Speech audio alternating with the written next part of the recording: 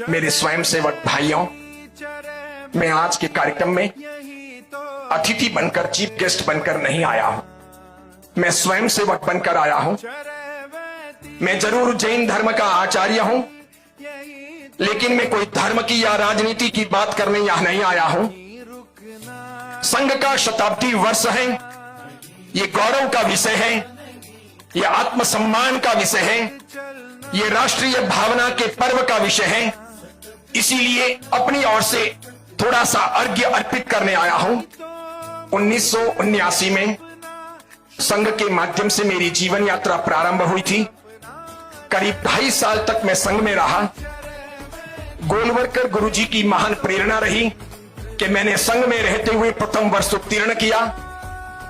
तब मैं बहुत छोटा था, नादान था। मुझे इस प्रकार खेलने के लिए शाखाओं में ले जाया गया था।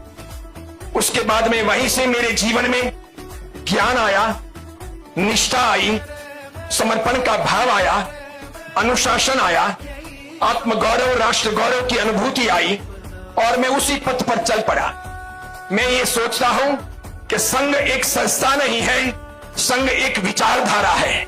संघ निष्ठा है, संघ आत्मगौरव है, संघ राष्ट्र गौरव है, संघ जीवन की सुरक्षा है, संघ बौद्धिक संपादन है, संघ में सब कुछ है।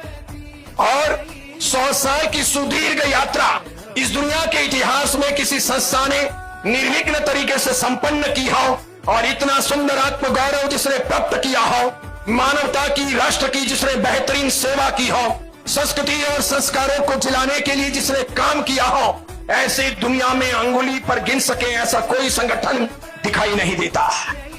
राष्ट्रीय स्वयंसेवक संघ एक ऐसा संगठन है जो बिना लड़ाई के 100 साल तक यहां पर पहुंचा है, बिना धर्मांतरण के यहां तक पहुंचा है, बिना राजनीति के यहां तक पहुंचा है, बिना अनीति करके, बिना भ्रष्टाचार करके यहां तक पहुंचा है, बिना पैसा या बिना प्रलोभन के यहां तक पहुंचा है।